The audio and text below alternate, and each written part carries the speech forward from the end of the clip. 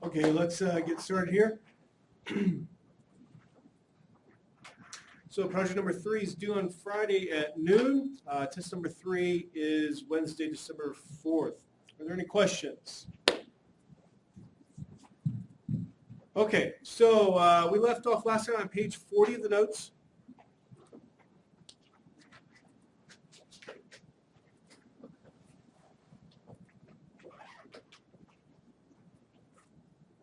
Oops.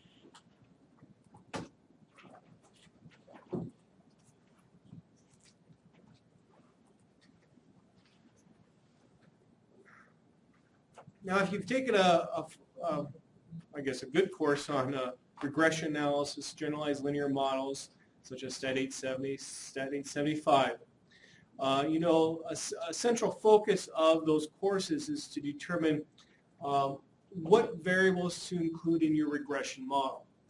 The reason being is because you want to be able to interpret these variables and their effect on the response variable.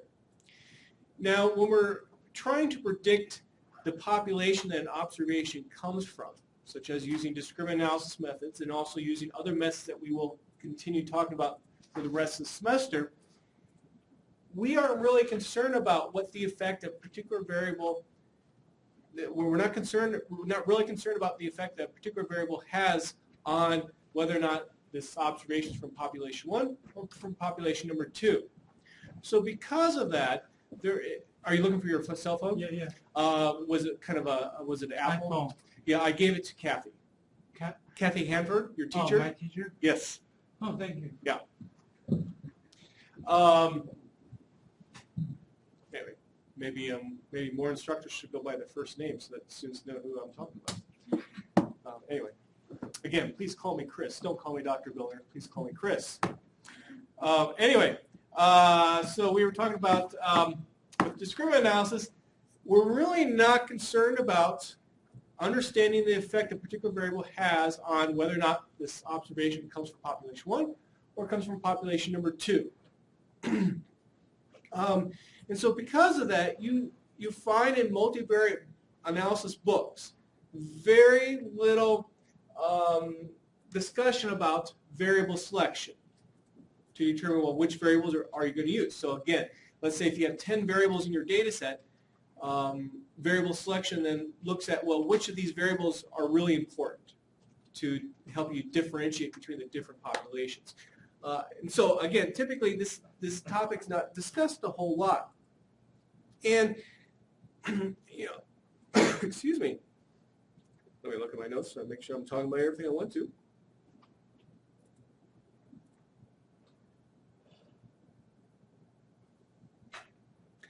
And, you know, I would say also, you know, at most you would do only a little bit worse if you, let's say, you included a variable that really wasn't important in your discriminant analysis. And the reason why I say maybe a little bit worse is that for every parameter that you're estimating, you're inducing a little bit more variability in your methods that you're looking at.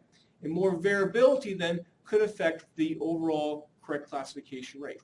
It probably, for a variable that is not very meaningful, it's probably not going to affect it a whole lot, but it could. So you might be thinking, well, maybe still it might be worthwhile to look at variable selection. And actually, Dallas Johnson in his 1998 book does do that. And I've actually talked about variable selection every time that I taught this course previously. But I've decided to change things and not actually talk about it. And here's why.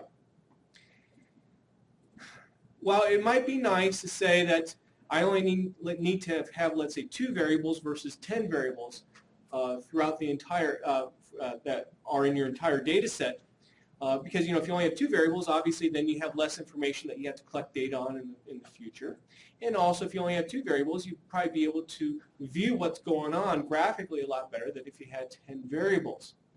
So, you know, there is some benefits from it. But the problem is that, you know, for those of you taking Stat 870 and you've taken Stat 875, you know, how do you do variable selection? Well, there's typically 2 different ways. Hypothesis tests. and using a Keki's information criteria or other similar AIC-like methods. But none of those methods really get at the core of what we're interested in here, and that is to look at the correct classification rate. You know, your classification, actually, they don't measure that at all. So to some respect, if you use hypothesis tests, if you use AIC to help judge which variables to include in your discriminant analysis method, you're not actually looking at the right criteria. And so you might think, well, why don't we just look at the correct classification rate? Well, let's say if you have p variables. How many different possible models could you have? 2 to the power p. So if you have, let's say, 10 variables in your data set, that's 2 to the 10. That's a lot of models that you have to look at and evaluate these correct classifications. So that's why, you know, it's typically not done. Anyway, though, the way that Dallas Johnson approaches it in his book is use what's called analysis of covariance models. If you had Stat 802, you've seen analysis of covariance models. I decided to leave the discussion in the notes about how he goes about doing that, just that if you wanted to explore it further, you can. But you are not responsible for it.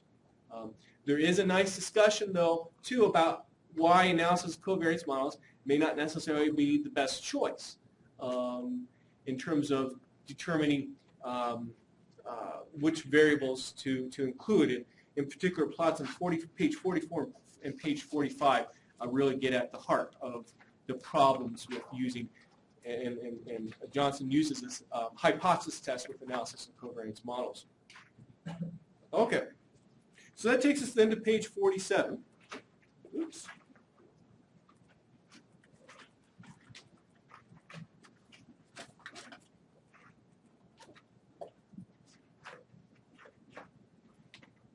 And we have some additional comments about discriminant analysis that end this chapter here. In particular,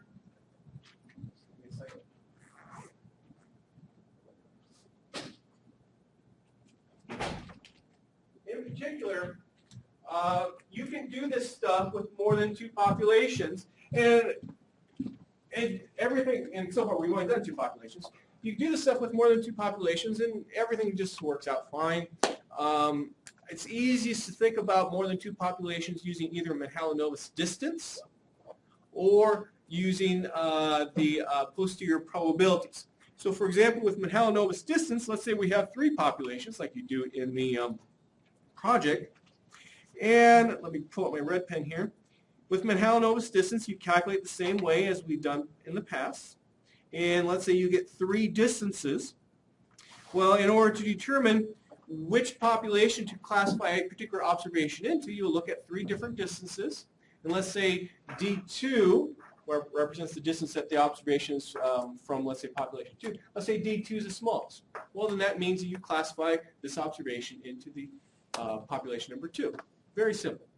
If, let's say, that you use posterior probabilities, maybe you get for population 1, 0.4. For population 2, you get 0.49. And for population 3, maybe you get 0.11. Obviously, everything needs to add up to 1 here. In this case, again, you will classify the observation into population 2 because it has the highest posterior probability. So it's not really a big deal. If you were to use, let's say, the linear discriminant rule that we looked at the very beginning of the chapter, things become a little bit more difficult to work with. So that's why I don't think it's really worthwhile for us to look at it further when these distances and posterior probabilities are rather easy to extend to more than 2 populations. Okay. Now let's consider a situation where we have 3 populations, and I have a scatter plot of my data, and it's color-coded corresponding to the population that a particular observation comes from, and we only have 2 variables. Now, what one could do with discriminant analysis, I've kind of said this before with when we had just 2 populations, what one can do with discriminant analysis, and I don't think it's worthwhile for us to actually look at the math behind it, but what one can do is actually draw 3 lines, because you have 3 populations, draw 3 lines like this you could actually mathematically figure out what the best lines would be that would separate the different populations. One could do that. And the reason why I present this is because you can see a little bit what discriminant analysis does. It actually fits straight lines between your populations. It ultimately finds those lines that best separates the populations. And obviously that works very well in this situation. But let's say instead your data looks something like this. Again, the different colors represent the different populations. Now what I've tried to do is put the best 3 possible straight lines between those populations. But you can see here, I'm not going to have perfect classification. I'm not going to get everything right now.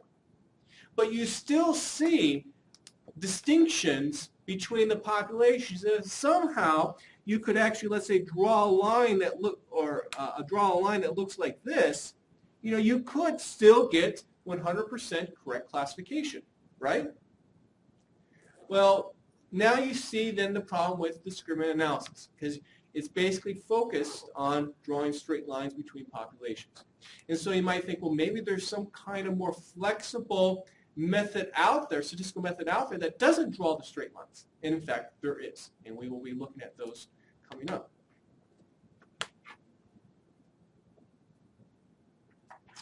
Okay.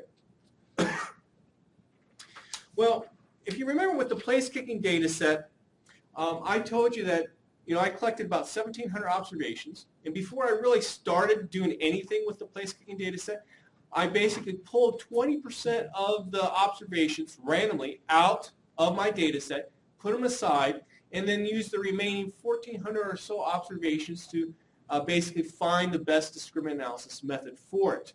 Well, how do you actually do that? If you haven't seen how to do something like this before, that's the purpose of this next discussion. Let me turn off my spell check here. Hold on a second.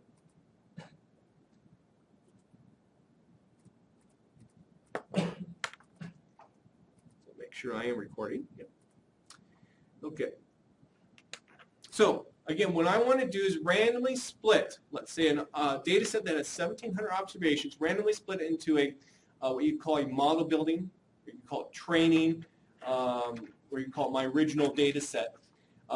That having 80% of my observations, and then also have a data set that's called my validation, also called calibration, also called like a test data set. This other data set has 20% of my observations, and I want to randomly split it in an 80-20% mix. Why would I want to randomly split it? Why don't I just take the last 20% of my observations?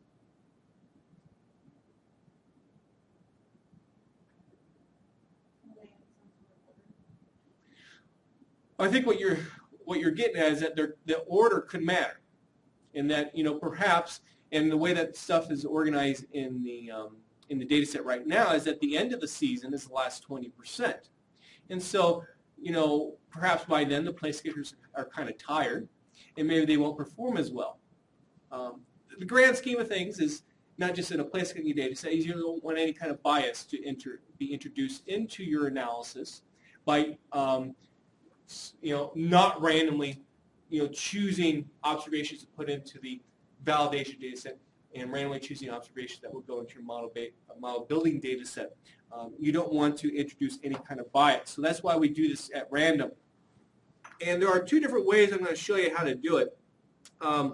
First of all, though, what I would like to do is if you remember before, we had a data frame called PlaceKick. That was the model building training data. We also had a data frame called valid, which was my validation data set. I'm going to put them all together into one overall data set to simulate what we would have actually done in practice if I hadn't actually given to you the split data. And so the way that I can basically take my PlaceKick data set and put my validation data set right below it is to use a function called rbind, row combine. That's where the name comes from. I'm going to do that. Oops. There we go. And we can see that I have 1,700 observations in it. Okay, so method number 1. I guess actually with both methods I have to do this first part. What I'm going to do is generate 1,700 random observations from a uniform 0-1 distribution. Now, all of you should have seen a uniform distribution before in your very first stat course. Here's just a brief review. Here's my random variable. I'm just going to call it U. And we're going to have a uniform distribution between 0 and 1. And simply when I draw out the distribution itself, it's simply what should be a horizontal line. I can't draw very well. From 0 to 1. What this basically means is that the probability of being between any equally spaced interval is exactly the same. So the probability that a random variable is somewhere between, let's say, 0.05 and 0.1 is exactly the same as between 0.95 and 1. Okay?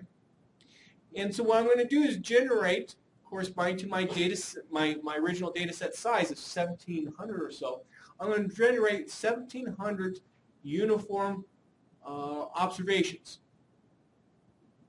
randomly generated. And so to do that, I'm going to set a seed so I can reproduce what my results are. The function to do the random number generations are unif. Sample size n.all, that's what was coming from here. Bottom number is 0, top number is 1, and we're going to look at the first 6 by default.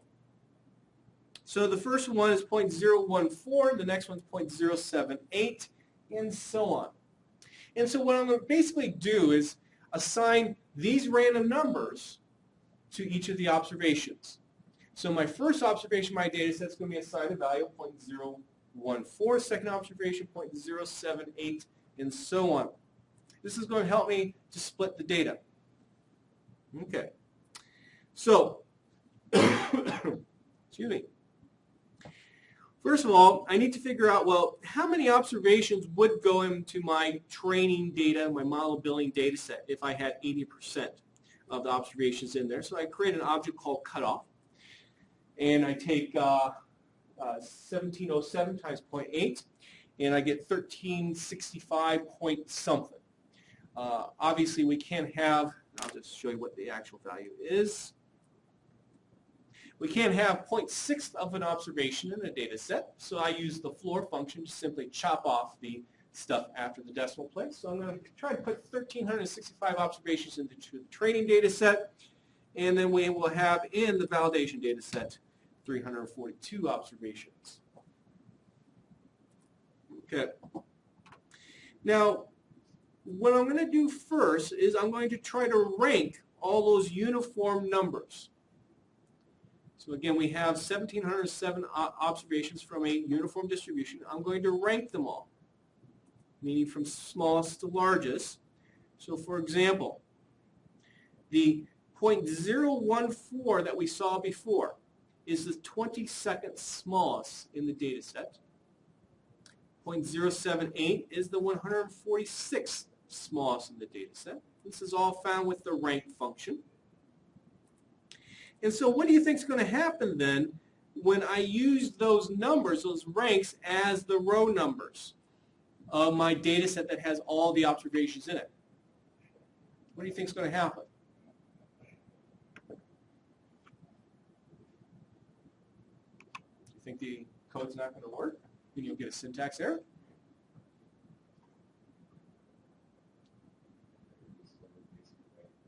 They're going to be basically randomly sorted. Okay? So the first observation that's going to be shown is number 22. The second observation will be number 146. So what that uniform number allows me to do is just simply randomly rearrange all my observations in the data set. That's it. So I'm going to put that into a data frame called all.data.reorder. And now, since everything has been randomly rearranged, how about we just simply pull the first 1,300 and, what is it? Oops. What is it cut off? Yeah, 1,365. Let's just put the first 1,365 observations that's in this reordered data set. Let's just put that into the training and put the remaining observations into the validation. And that's all I do. So the first 1365 go into training. The next ones go into validation. And let's take a look at what happens. So 1,365 in the training, 342 in the validation. What's the percentage in the training? 79.96%. Again, right about 80%. That's what we're interested in. That's one way then that you can divide your data set into a model building and also a validation data set. Let's take a look at a different way. It's a little bit easier. The problem, though, is that you're not going to get as close. You may not get as close to the 80% like what we just did. Okay, remember all my uniform numbers are in unif.split. And then I'm going to compare unif split with 0.8. Is it less than or equal to 0.8? So what's R going to return if I were to execute this segment of code highlighted? True or false? Trues and falses. Okay, and then if I combine that then with essentially telling let's pick off just the trues that are in all.data, and I'm going to put that into my training data set. Then when unif split is greater than 0.8, put those into my validation data set, and let's see what happens. So I have 1,400 observations now in my training data set, and this represents 82% of my data. So notice I don't get 80%, but I'm kind of close. You know, if I were to write a paper, and if I was creating a model building or training data set and also a validation data set, I'd probably do it the first way because it's going to be easier to explain it in a paper that I put 80% in one data set versus 20% in the other data set, versus you saying, well, I generated uniform numbers, and you know, because of the variability in uniform numbers, I ended up with 82% and 18%. So I would have probably done it the first way in the paper, but you can see the second way, it's just a little bit easier. Okay, are there any questions? Yes? So for the first method, is that like the rank function will replace the first column of the all data matrix or not? Say that again, please. Because the rank vector or function will replace the first column of the all data or not? I'm not replacing any columns in my data set. I'm only using essentially this ranking here to tell which row numbers to take. So while I've said that I've assigned, let's say, unif.split, I've assigned a uniform number to every single observations, I didn't actually put that in my data set. I didn't need to. Okay? All I need is essentially the ranks there to help me reorder stuff. Are there other questions? Okay, so if you hadn't seen doing something like this before, there you go. I know this is always a topic that I talk about, at least in my Study 70 class, so for those of you who took that class from me, sorry to repeat myself. Lastly, on page 50 then,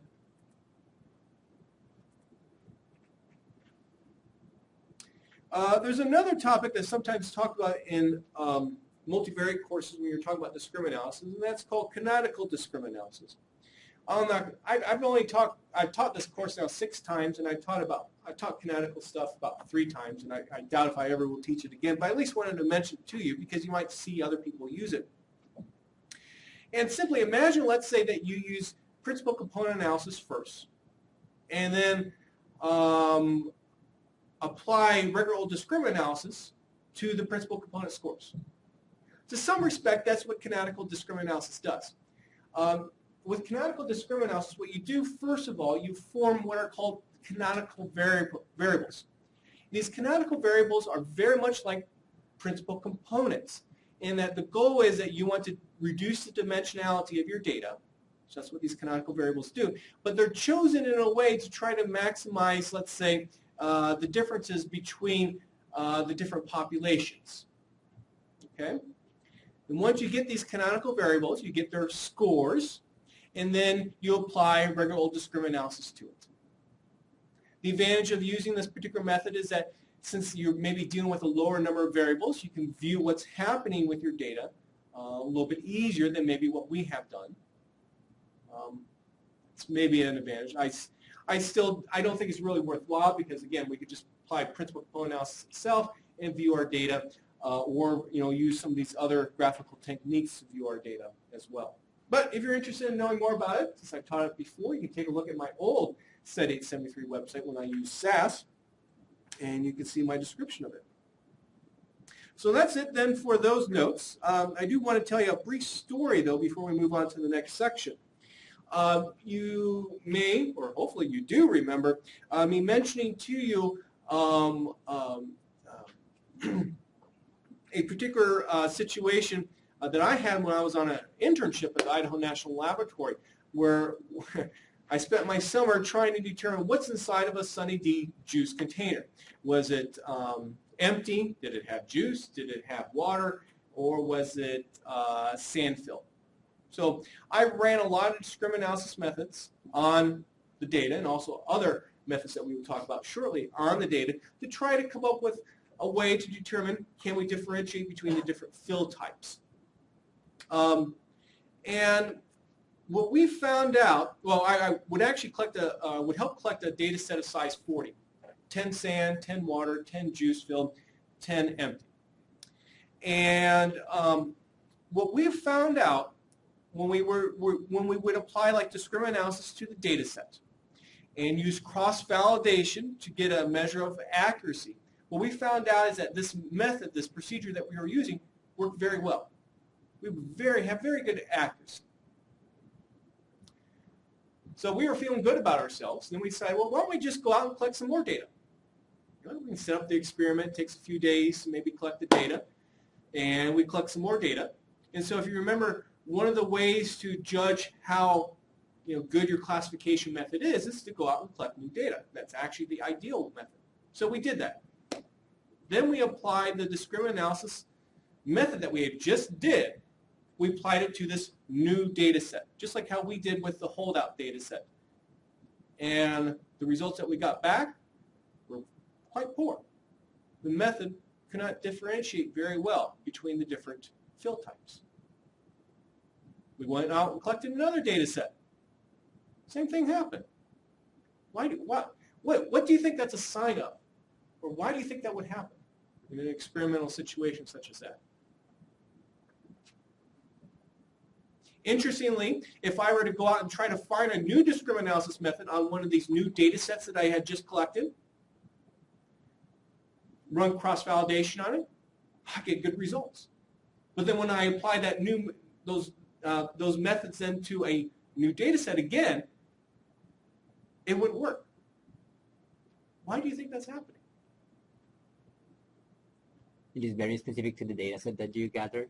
Yeah, well, everything's very specific to the data set that I was gathering, that, if I run cross-validation, it works. But then if I apply the exact same method then, to this new data set, it didn't work. Different batch bottles, plastic. I think you're starting to get at the reason. I mean, they were different bottles. Yes, I remember having to actually go to the grocery store and pick up 40 Sunny D juice containers. I never expected that before I went out there during the summer, that I would be dealing with Sunny D. Didn't even drink Sunny D. Why do you think something like this would happen? Maybe think of a different situation. Maybe in your own research where you apply a particular statistical method to it, and it looks like it works. And then when you go out and do the ultimate test, where you apply the same statistical method, based upon maybe the mean vectors that you've already calculated, your covariance matrix that you've already calculated, apply it now to this new data set, and it doesn't work. What do you think what do you think a cause would be? Probably the original data set is too perfect to have 10 sand and 10 water and 10 empty. But for the other new data set, it's not arranged like this. Well, it is arranged like that. We always made sure that we always had 10 of each. Okay. Maybe you were missing other variables like temperature or something like that. That could be it. You're kind of getting at it. You're missing stuff. What could I be missing? There wasn't actually other variables. There wasn't actually other variables that I could actually collect. but I think you're thinking the right way. I'm missing something. Do you want me to give you the answer? What's that? No, not. It wasn't the labels. They were all exactly right. It was the same type of label. You want me to give you the answer? Okay. The experiment's not being applied exactly the same. That was the problem. You know, whenever you go out and do an experiment, you're hoping to apply the experiment, or let's say apply, if you think of it in a set 802 set, apply treatment in exactly the same way. Okay? And what was happening is that we had some lack of control of how we were applying the experiment from, let's say, one run, or one, let's say, run of 40 containers versus another. I mean, a simple situation could be, this is maybe overly simplified, but I think you'll get the point. Is that, unfortunately, I didn't bring my Sunny D juice container today. Let's say that this is my Sunny D juice container. And what we would do is that we would set up, let's see how we should do this. Okay, so this is a Sunny D juice container. This is a speaker. We would set up a speaker right here. We put the Sunny D juice container right here. We turn on some white noise from the speaker, blast it at this, and there was some kind of measure over here that would measure basically how the sound was coming through it. Okay? And that will give us an acoustic spectrum. Well, what happens though if maybe we put the Sunny D juice container a little bit closer? Do you think maybe the acoustic spectrum would be the same or different? Maybe a little bit different. And so we had a lack of control. We were not controlling everything from one set of experiments, one set of 40 observations to the next. We weren't applying everything exactly the same. And then that was in August where we decided that was the reason. And I went home after that, my internship was over. So I did find out later on that they solved those issues and they were getting a lot better results in the end. But the reason why I tell you this story is that, this is, again, example of real life. And, obviously we don't talk about those kinds of issues here. But I think it's an important issue to always think about whenever you're doing some kind of experimental setting. Okay. Any questions? Okay. So let's move on to the next section. Nearest neighbor classification.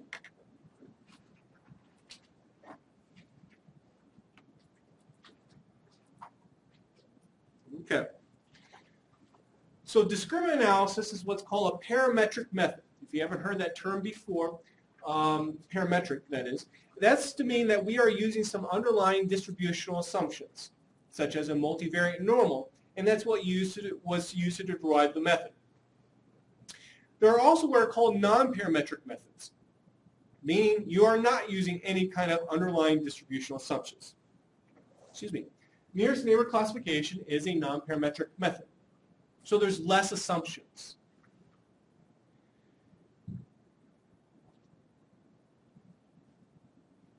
And because of that, it can work a lot better than discriminant analysis if the underlying assumptions for discriminant analysis are not satisfied.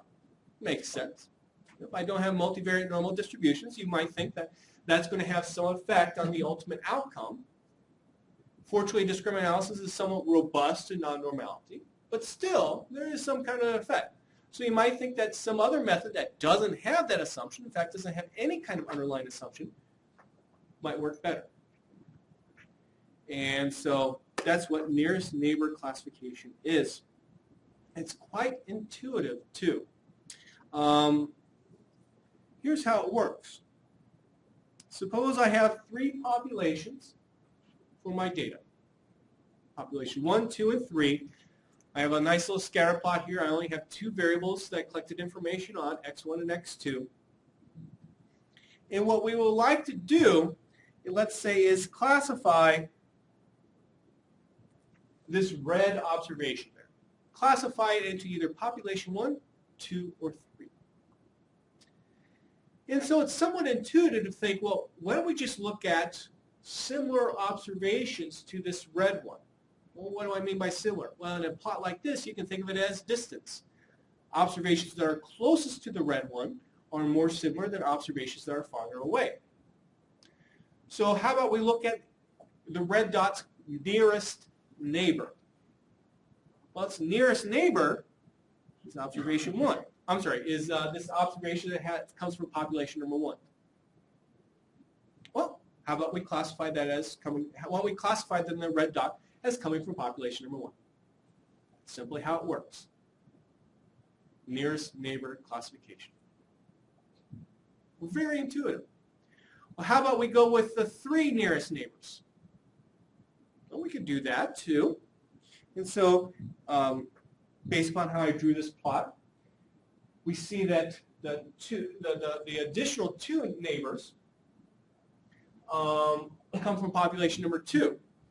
Since the proportion of observations from population 2 is larger than from 1 or from population 3, we classify the red dot into population number 2. How it works. This is called, in general then, let's say we could have capital K nearest neighbors, and so this is called K nearest neighbor classification.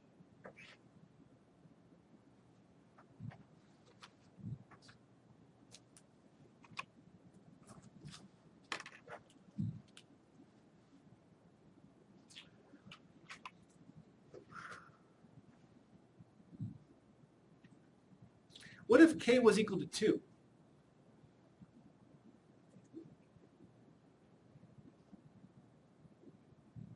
Would be 1, What? like the population then. Why would you classify it into population number 1? Well, you mean like the 2 closest Okay. neighbors? Yeah, the 2 closest neighbors. One is 2 and the other one is 1, right? Yep. Like on that graph. Yep. But the 1 is closer. Okay. What you've just done is talk about a different kind of nearest neighbor method. But let's just look at the 2 nearest neighbor. Yeah, as what we said, one comes from population 1, and another one comes from population number 2.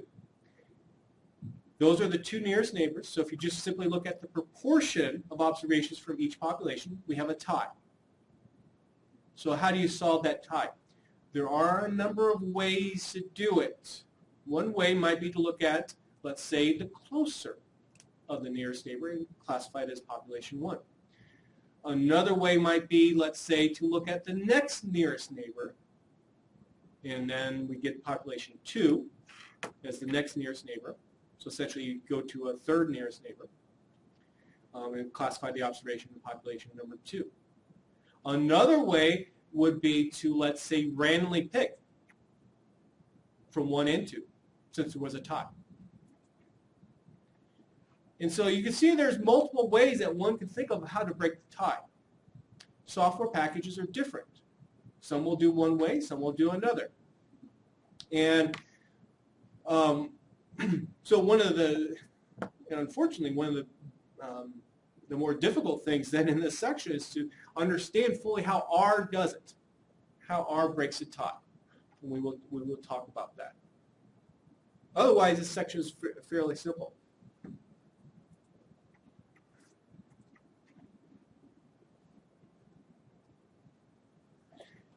So comments. We've already talked about the first one. The second one here. Obviously, distance is very important with this method. And so it makes sense then that typically you will always apply this method to standardized data. To take out the different kinds of units that maybe some kind of variables are measured in. So you will typically always apply this to standardized data. I will actually do some illustrative examples that are not with standardized data. But again, you typically will always apply this to standardized data. Please remember that before you do any kind of project, before you do any kind of test. And outside this class, if you apply this method, please remember that too. There are 2 main functions in R that does this, or applies the K nearest neighbor method. One's called KNN, and one's called KNN.CV. These are from the class package, class standing for classification. This package is automatically installed into R. Brian Ripley, who's the author of the LDA and QDA functions, also authored these functions. KNN basically applies resubstitution. KNN.CV applies cross-validation. So what I mean by resubstitution, or let's talk about cross-validation first. We were basically applying cross-validation when we were talking about this plot. That with this red dot, we looked at its nearest neighbors to come up with a classification for it. Now let's suppose that we happen to know that this red dot actually comes from population number 1. What resubstitution would do is actually take that into account. So if I went to 3 nearest neighbors in that particular case, the first nearest neighbor would be the red dot. The second nearest neighbor would be the 1. The third nearest neighbor would be the 2. And we will classify that observation to population 1. So you can see the bias that can be induced by using resubstitution. So you might be thinking, well, why am I showing you then, why am I going to talk about the KNN? Why am I going to talk about the KNN function? Well, it's a good function to use if you want to, let's say, apply these methods then to like a validation data set. So that's why we need to know how KNN works as well.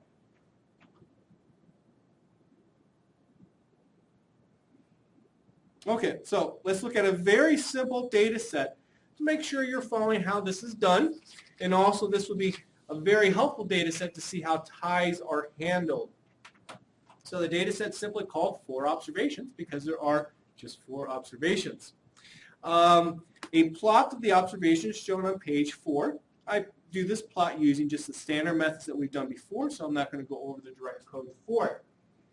But what you can see here is that we have 2 observations from population number 1, observation 1 and 2. 2 observations from population number 2, observations 3 and 4. Notice how they are spaced. They are, for example, observation 1 is an equal distance from observation 2 and also from observation number 3. I did this on purpose so that we can see how ties are handled. Okay. Also, what I did was I actually found then the distances. So, again, from the cluster analysis section, remember the dist function itself. And you can see the distance at observation number 1 is from observation 2 and 3 is a distance of 1. This is Euclidean distances. We will only use Euclidean distances for this example. We will not standardize. Okay, so let's use KNN with k equal 1. Let's take a look at how we can do this. I'm going to jump on over here to my program. I'm going to get the data into R.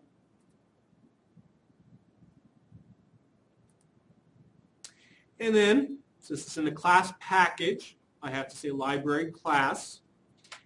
To use a KNN function, I need to first specify the argument train. Train stands for training data, like mono-building data again. And the data is in set 1. The first column is variable 1, second column is variable 2, the third column is a population number. So I'm going to apply it to set 1 without that third column in there. Then I'm going to ask KNN to classify the observations that are in set 1. Again, think of resubstitution. Again, I remove the third column. The CL argument stands for classification, meaning what are the classifications for in the training data? Well, that happens to be in column 3, the population numbers.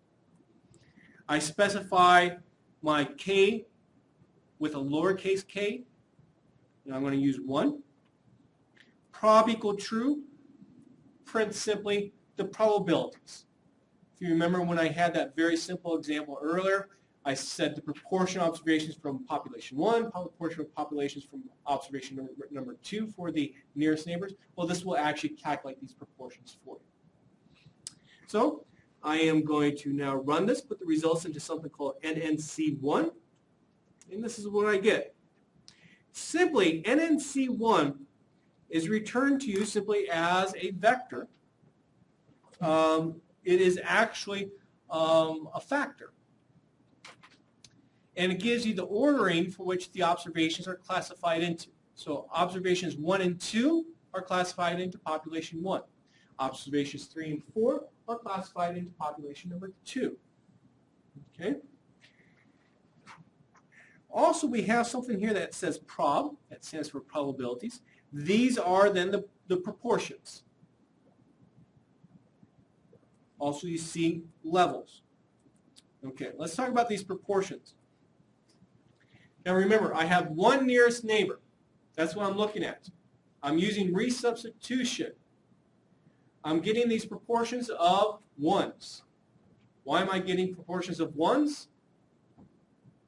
Because the nearest neighbor is always the observation itself. Yes. So that's why I'm getting these probabilities are always equal to 1. These probabilities, and I don't like this aspect of this function, these probabilities then always represent then the let's call them proportions. These proportions always represent the proportion of observations from the population from which this observation is classified into. So, for example, let's say that this first proportion was, let's say, 0.8. Okay? What that means is 80% of the observations came from population 1, because that observation was classified in there. It doesn't tell you what the proportion of observations were from population number 2. Now you might be thinking, well, geez, that's easy. I can take 1 minus 0.8 to get 0.2. But what happens if you actually had 3 populations in your data set? Then you will not know what the other proportions were. You only will know the proportion that's the highest, which corresponds to the population from which the observation was classified into. I will have another example of that coming up with the place clean data set if that wasn't totally clear. So stay tuned for that. Okay. So, oftentimes whenever we get an object like this from a function, we use the names function on it. And we can see if I say names NNC1, I have null. That's because this is not a list. When we are doing stuff with many of the other functions, such as printcomp, we would have a list in terms of our terminology, a list returned to us. Instead, it's a factor that's returned to us. And so if I say class NNC1, you see it's called a factor. We've talked about factors. Actually, I think it was in the last class.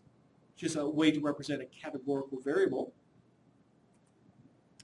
And the problem, though, is that you see that in this NNC1, we have these classifications, but we also have these probabilities. And maybe you might want to access those probabilities somehow. How do you actually access them? And we have to use some coding that we haven't seen before. There is a function called attributes in R. So if I come back up here again, you see this says ATTR. This vector, the 1, 1, 2, 2, has an attribute called probability. And you can see the attributes of a corresponding vector by saying attributes, that vector. And we see we have the 2 possible levels. We have the class. And then we also have prob. So if I wanted to actually access those posterior probabilities, if I want to actually access those proportions, I can do that by saying attributes NNC1 $prob. That's how you do it. Coding's kind of weird, but this is how you do it. I think the coding's a little bit weird because this function was probably written, I would imagine, let's say in the early 1990s, before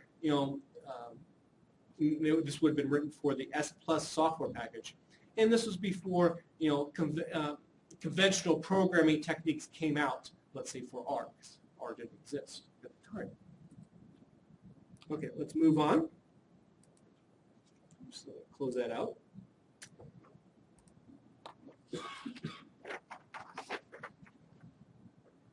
And so, you can easily then put all the observations together with the actual classification. It's not too difficult. And so that's what I did there. This could be useful to see by observation which the classifications are.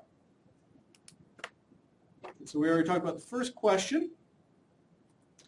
And we've kind of already addressed in the second question, why will k equal 1 always result in perfect accuracy with k and n? Because you're using resubstitution when you're trying to classify the original data itself.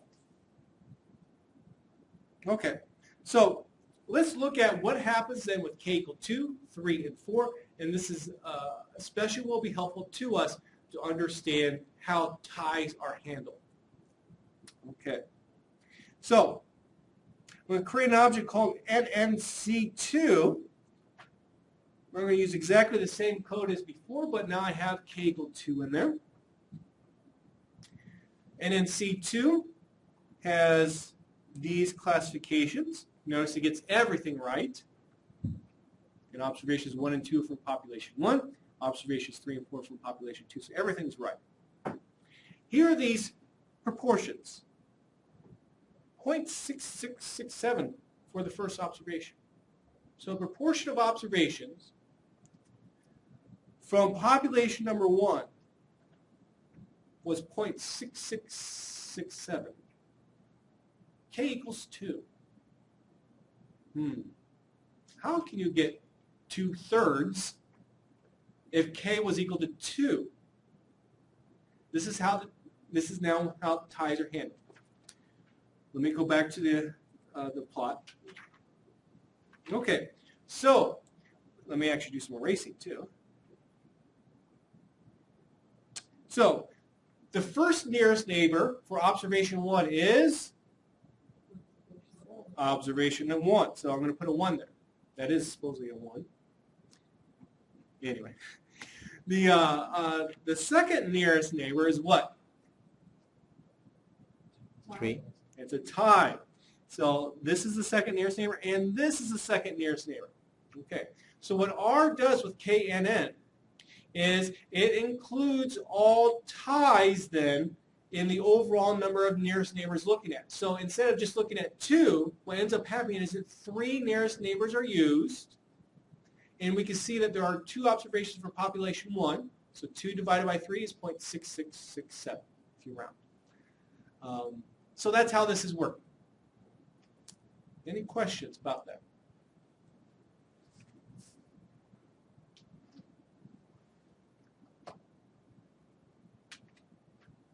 And because of how I arranged all the data, you notice we get the 2/3 for all those probabilities. Well, let's look at now using k equal 3. So I have k equal 3 there. Notice it gets everything right. And notice my proportions. 2/3 always. Well, after what we just got done talking about, hopefully that makes sense.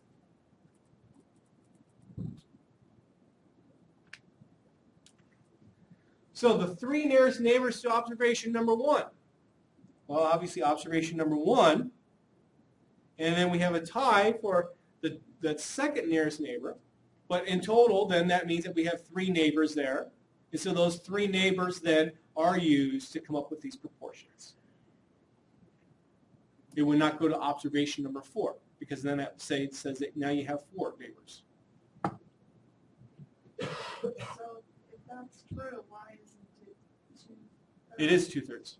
It is With the k equals 4. Oh, with k equal 3. Sorry.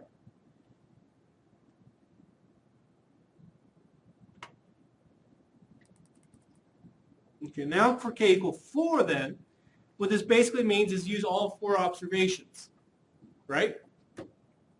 We have 2 observations for population 1, we have 2 observations for population number 2, and so we're always going to have 0.5 as the proportions.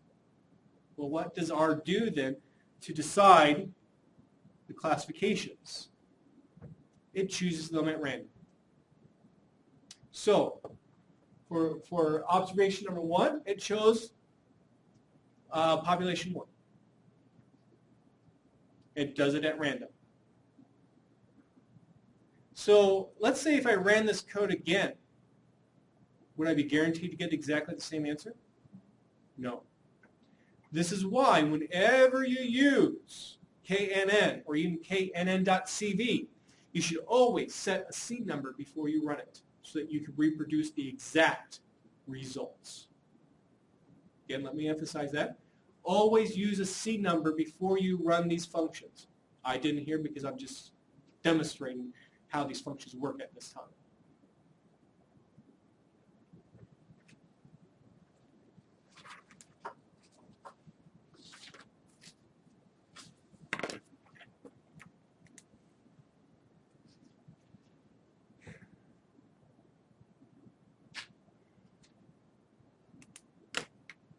Okay, so that takes us to page 7.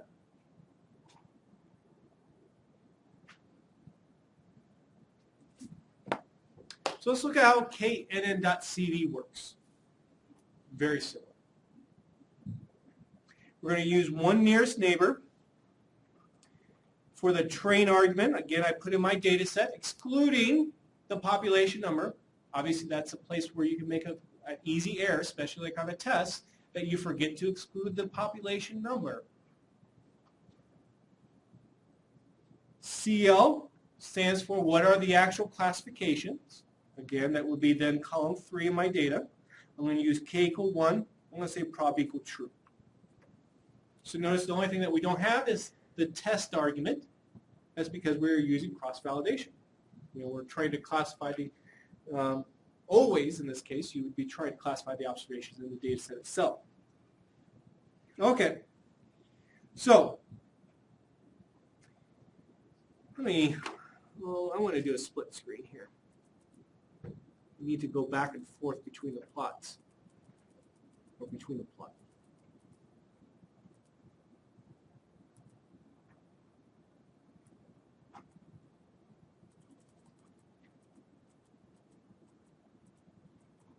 Oops. Okay, so let's look at observation number 1. It is classified into population number 1. Notice the corresponding probability, 0.5. How did that happen? Well, let's look at the plot. We'll do some erasing. How did that happen?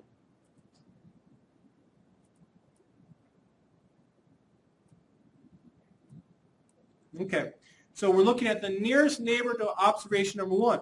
We can see it's a tie between observation 2 and 3.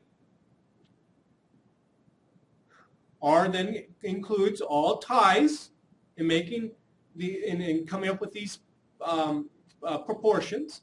So we can see 0.5 for population 1, 0.5 for population number 2.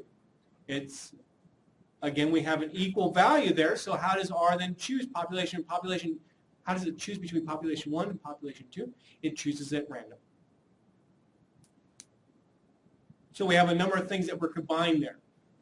We had a tie for the distances, so all the distances were included, and then the proportions were a tie, and so because that R randomly picks a population.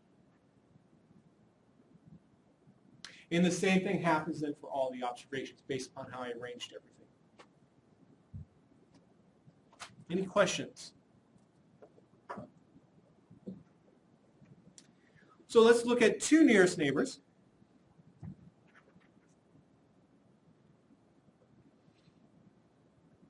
So everything's exactly the same here.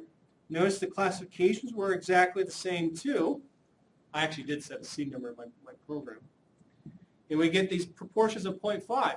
Why did I get exactly the same thing? Because I was essentially doing k equal 2 before with k equal 1, right? Because of those ties. Let's look at k equal 3. Now, we'll look at observation 1. So the nearest neighbor, we have a tie for shoot. Obviously, the nearest neighbor and the next nearest neighbor would be k equal 2, observation 2 and 3. There's a tie. And then the third nearest neighbor would be observation 4.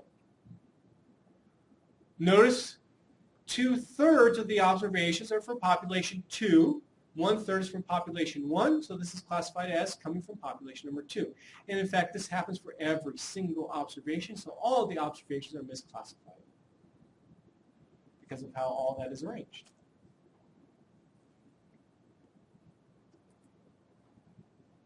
What if you use k equal 4? Could you do it? There are no more observations. Yeah, there were no more observations because we're using cross-validation, which says, okay, you're not using the observation of interest itself to classify it, and that means that there are only 3 observations left. If you say k equal 4, you get a syntax error. Or I shouldn't necessarily say syntax error, but you get an error message. Okay, so that's how it works.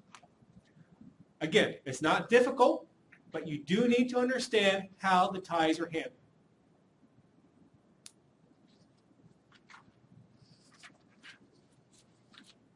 So that takes us to page 9. Well, how do we choose k? Obviously, this is very important. Well, one thing that you might be able to do, again, you might, is to do some kind of plot of the data, maybe just a simple scatter plot or actual scatter plot of the principal component scores, and look at that. And maybe a particular value of k would make sense to you. More often, that's not going to be helpful.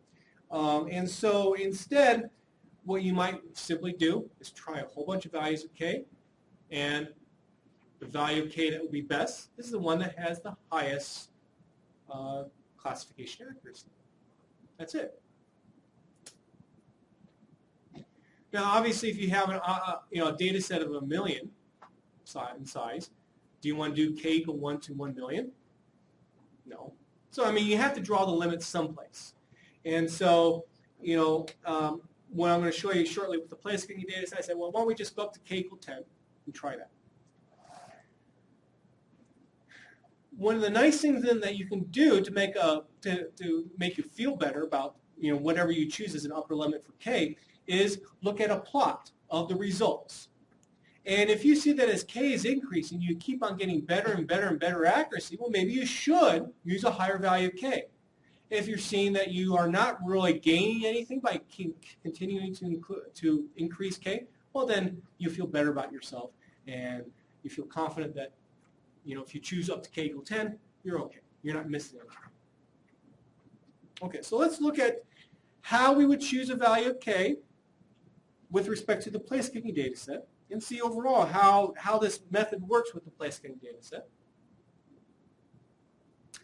To begin with, though, I'm just going to use k equal 1 so that we can see how things are working with the place kicking data set. And because I wrote my function summarize.class so nicely, we can use this function then to help us determine what is the correct classification rates. So with my data, then, I'm going to read in my place kick data set and my validation data set. And put a star here.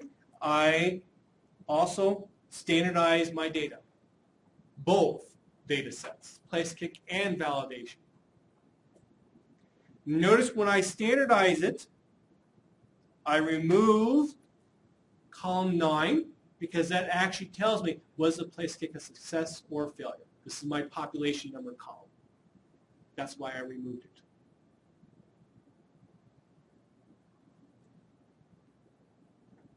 Okay. The first thing I'm going to do is use the KNN function. Now, I'm not going to try to classify the observations in the place kick data set itself. Instead, I'm going to use it with the validation data set. So first of all, I set a seed number so I can reproduce my results. My training data set, is in Z, which is my standardized values for the place kick data frame. And then my test data set is Z.V, which is my standardized values from the validation data set.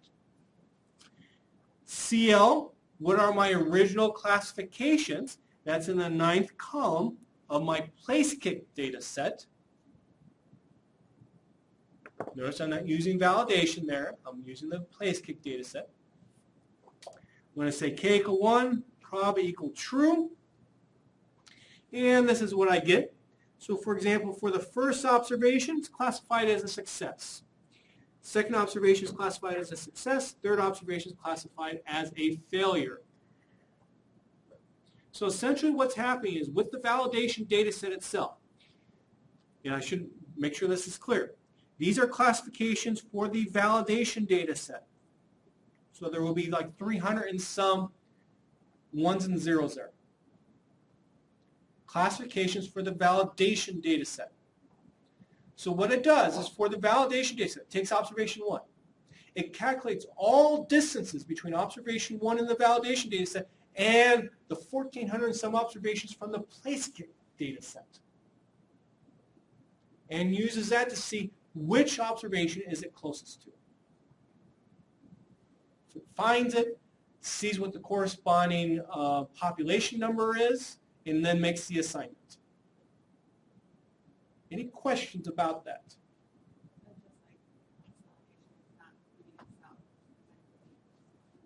I wouldn't necessarily call it cross-validation because you're not performing on the data set that you're actually classifying. You're not using those to find the nearest neighbors. Yeah, but I mean, so when Kate is one, it's not including stuff, just like when I think you need to think of it from a different perspective. Let's say that we have let's think of it this way. So we have this training data set called place kick, okay? And let's say that we want to go out and kick a new place kick from 40 yards, no wind, no pressure, and so on. And before you do that place kick, you want to be able to decide, is this going to be a success or failure? So what you do is you compare that potential observation, you could say, to then what you've already observed to decide what was most similar to it. that makes sense because we're not including the classification of this. The validation, yeah. Yeah, so yeah, notice here in this K&N function, we never ever tell it what the original classifications were for the validation data set. We don't need to. Is there a question? Yeah, so isn't this kind of analogous to the nearest neighbor cluster analysis where we catch it at a point in time after we've done all of our training observations? And now we're going to start adding in our validation observations? It can be, yeah. You see some similarities because obviously we're using these distances, and that's what we were often doing with the clustering. It is somewhat different to some respect because obviously in cluster analysis we didn't know what the groupings were, but there are some similarities. Yes. The clustering methods. Cluster analysis. We were only looking at non-parametric. Okay, so also, let's do cross-validation now on the original data. So I'm going to, again, set a seed number. Now, I guess also let's talk about this. If you were to, let's say, outside of this class, you had a data set and you wanted to apply nearest neighbor classification to, would you use my seed numbers? I would hope not. Pick a different seed number, okay? You should think back to your Stat 801 days or even a class before that where you're talking about random number generation and, and picking seed numbers. Don't, always, this is not a magical seed number here, okay? Pick a different seed number. If you need help on understanding how to pick seed numbers, talk to me after class. Anyway, okay, so training data set is in Z. The classifications are, of course, in column 9 of the place kick data set. K equal 1, prob equal true. And as you would Excuse me. And here are the actual classifications. Now, in this particular case, since I am classifying the stuff that's in PlaceKick itself, I have 1,400 and I think it's 25 ones and zeros in this vector nnc1.cv. Let's look at how well these classifications are done. So here's my summarize.class function that we've seen previously. And simply I do this. Summarize.class. My original classifications for the validation data set are in column 9 of valid. And then the actual classifications are in NNC1. I run the function with it, and this is what I get. So 26 times I had an observed failure. It was classified correctly. 235 times I had a success, and it was classified correctly. 12 times I made an error in terms of it was a failure but classified as a success. 9 times I had a success that was misclassified as a failure. You can see these proportions too. You know, I'm always very concerned about, I guess it depends on how you look at it. I'm always concerned about the diagonal. I want to get those numbers that I have circled there as large as possible because that represents my correct classification rate. My overall classification rate is 92%. So that's for the validation data set. For the using cross-validation with the original data set, you have a similar set of results. My overall correct classification rate is about 83%. Okay, let's discuss this. So typically, with your validation data set, it will always have a lower classification accuracy than when you do cross-validation. Typically, validation will be lower than cross-validation. In this case, we have the opposite happening. I was kind of surprised to see that. What I think is happening is this.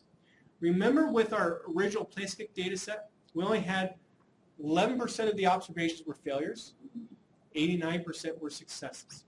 The same thing happens with the validation data set. But obviously with the validation data set, we have a lot lower number of overall observations. So in fact, we only have 38 failures in the validation data set in comparison to 244 successes. So what I'm thinking is happening here, since we have a higher classification accuracy with the validation, is that we are just seeing some of the variation in our data. In that, you know, we have so many, we have such a low number of failures to begin with, and we're just seeing some variation that's happening here due to the low numbers. That if I were to go out and let's say maybe get another data set, this might not happen. That's my theory. I don't know if there's really a truly an answer, a direct answer for that. I'm sorry, not direct answer. I don't think that there's necessarily a correct answer that's readily available, but that's what I think is happening. So do you believe the cross-validation one more than you believe? In this case, I do. In this case, I do.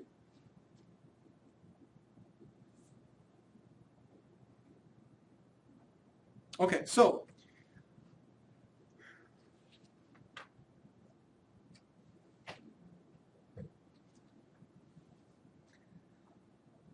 this might be a good place to stop because now we're going to apply the same idea from KCL 1 to KCL 10.